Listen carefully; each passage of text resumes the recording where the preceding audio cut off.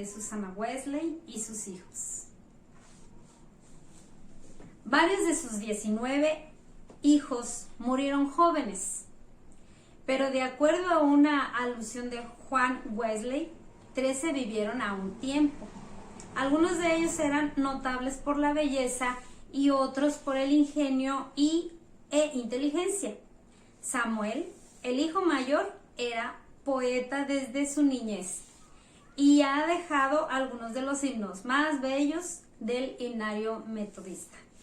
A Susana se le describe como chistosa y un poco romántica.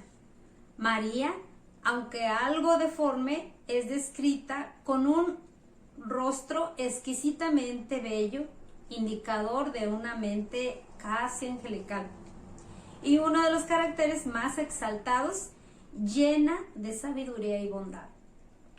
Metabel es mostrada como capaz a los 8 años de leer el idioma griego y como festiva, llena de regocijo, de buen humor e ingenio que atraía a muchos pretendientes. Carlos y Juan dieron muestras inconfundibles, aún de pequeños, de su grandeza futura. El genio natural de Juan se describe en su juventud como alegre, con tendencia al ingenio y al humor. Carlos era excesivamente alegre, activo y notable por el valor y la habilidad en los encuentros juveniles. Marta, aunque habitualmente seria y un poco triste, tenía una memoria notable y estaba magníficamente dotada con los resultados de su estudio, especialmente en historia y poesía. Pues esta es la lectura, hermanas. Dios les bendiga.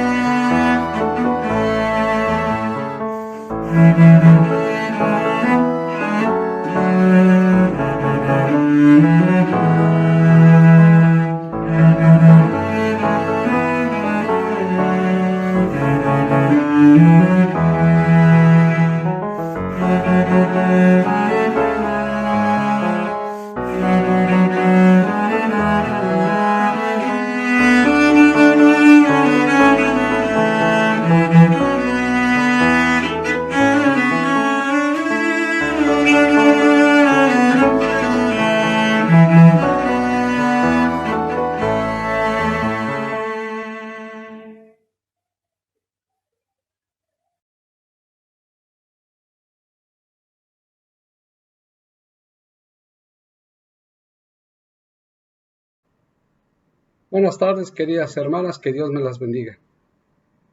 Hoy, en el texto de Salmo 133:1, nos dice: mirad cuán bueno y cuán delicioso es habitar los hermanos juntos en armonía.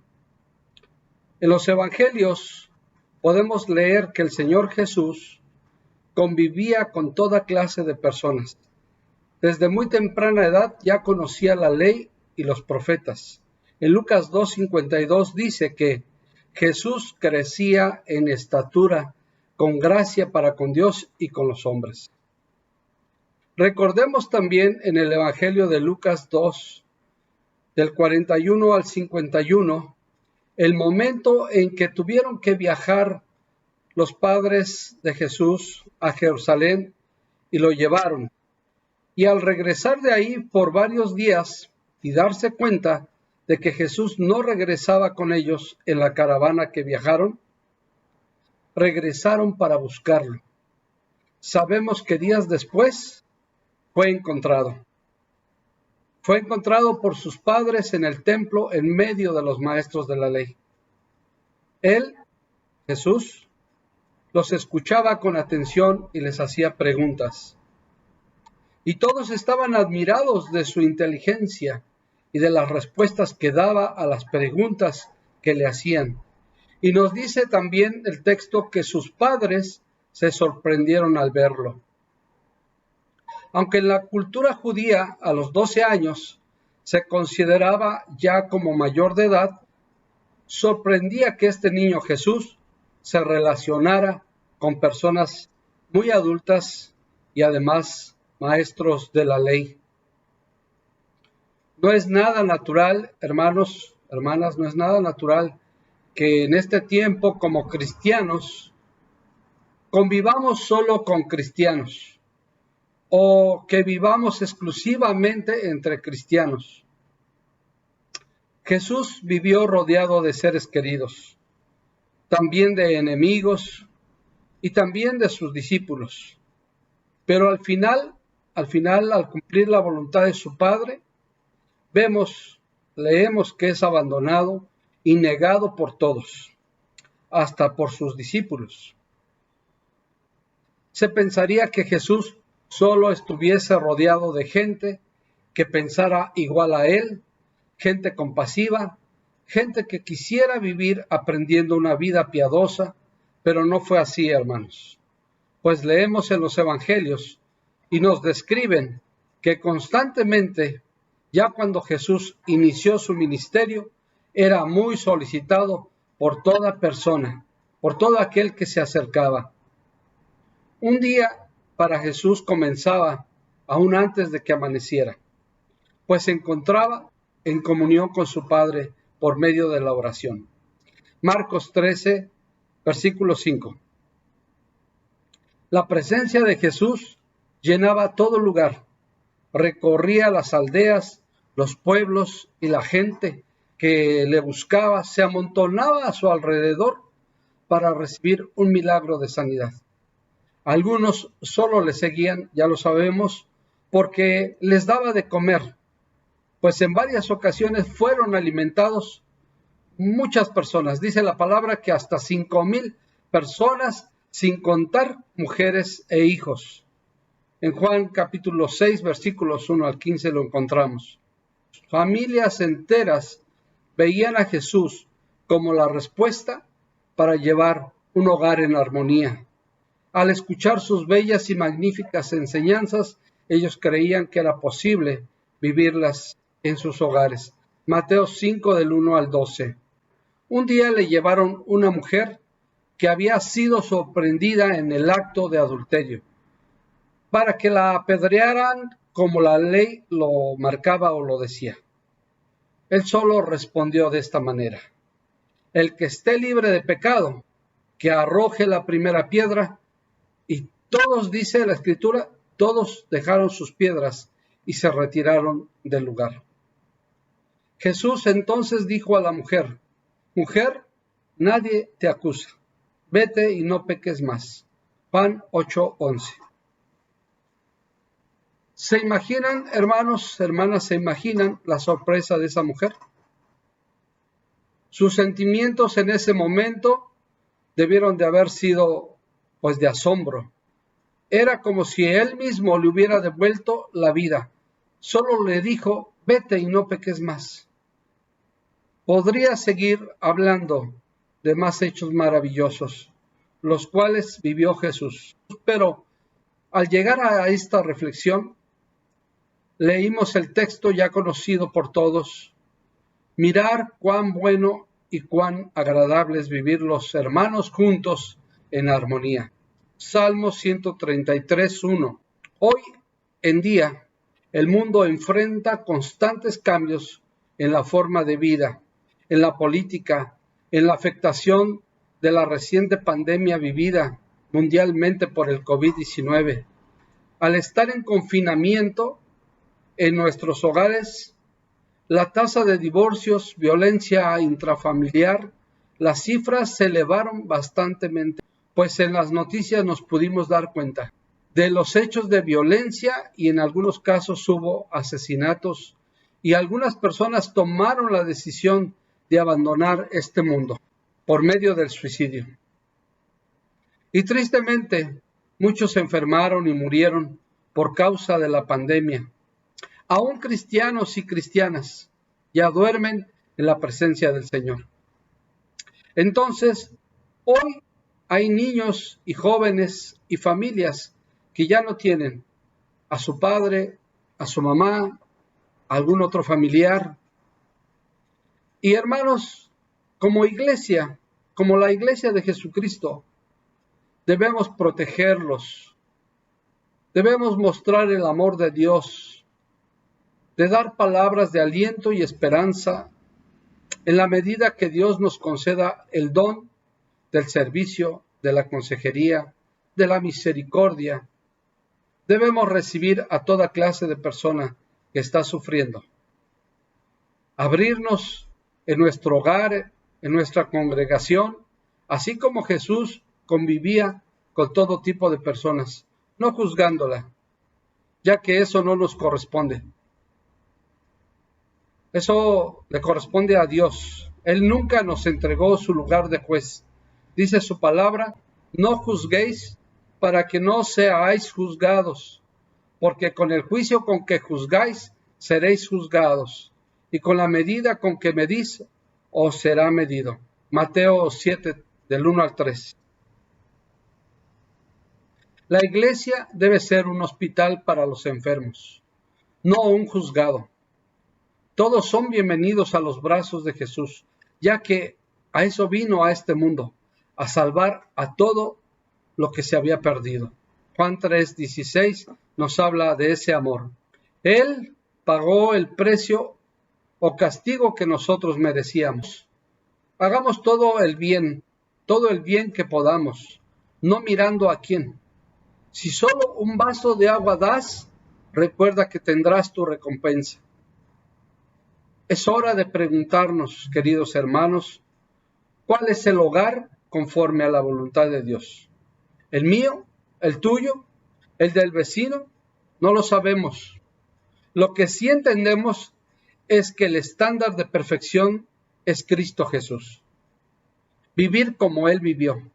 Extender tu mano al necesitado. Alargar tu brazo al pobre, al huérfano, a la viuda. Ustedes son mis discípulos y me aman, les decía Jesús, si hacen la voluntad de mi Padre. Venid a mí todos los que estáis trabajados y cargados, y yo os haré descansar. Mateo 11:28. ¿Vives haciendo la voluntad de Dios? Te pregunto, ¿vives haciendo la voluntad de Dios? Si es así, alégrate.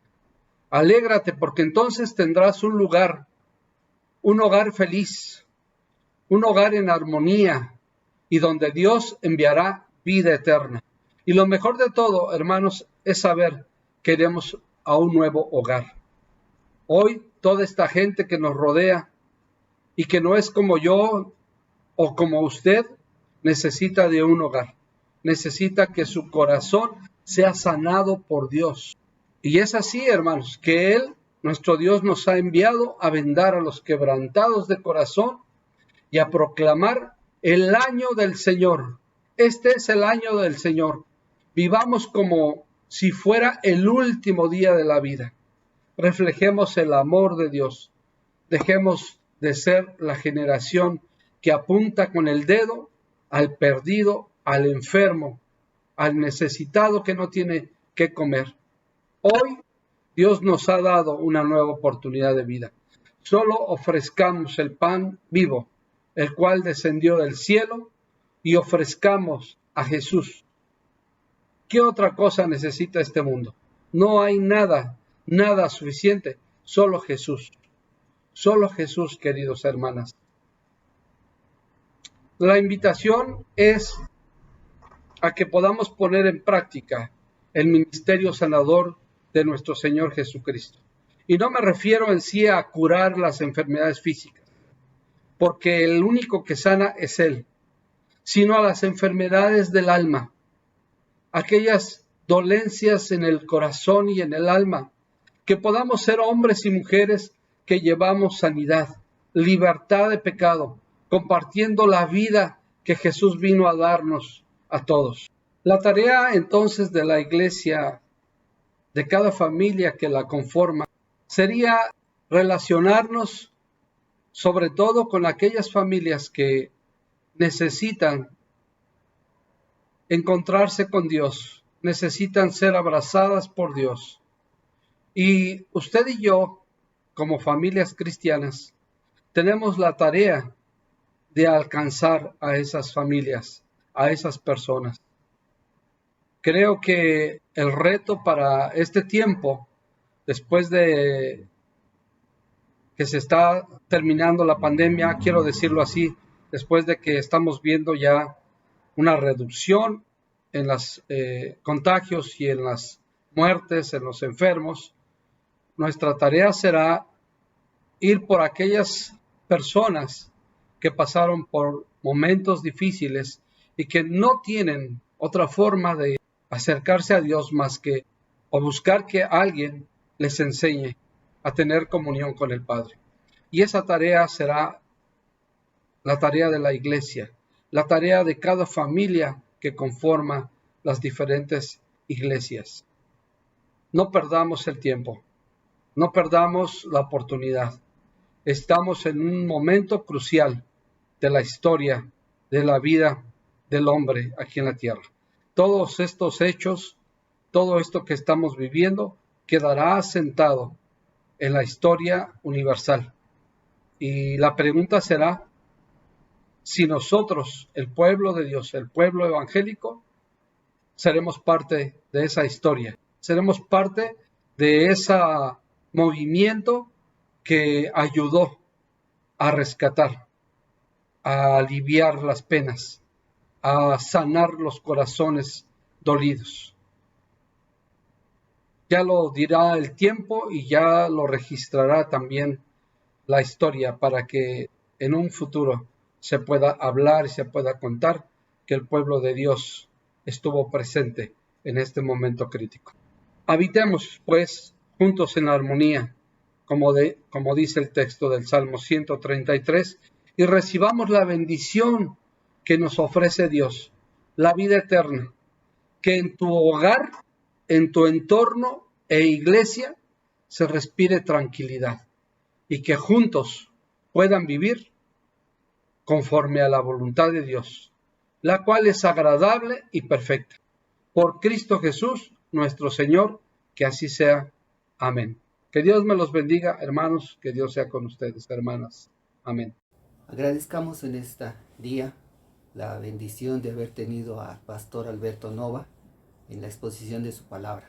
Damos gracias a Dios también por la bendición que le concede de exponer la palabra en este tiempo. Oremos. Señor, te agradecemos la palabra expuesta de tu siervo. Te pedimos que tú seas en todo momento en su vida, dándole palabra continuamente a tu siervo, salud y fortaleza en medio de estos tiempos, Señor.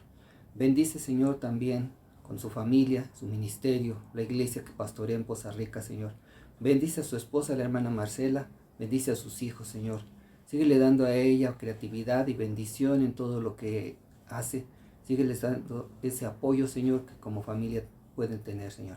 Bendice su hogar, bendice su mesa, Señor, bendice su despensa. Guárdales y guíales en todo momento, en su salir, en su llegar. Y Padre, en su ministerio te pedimos que tú sigas siendo con él.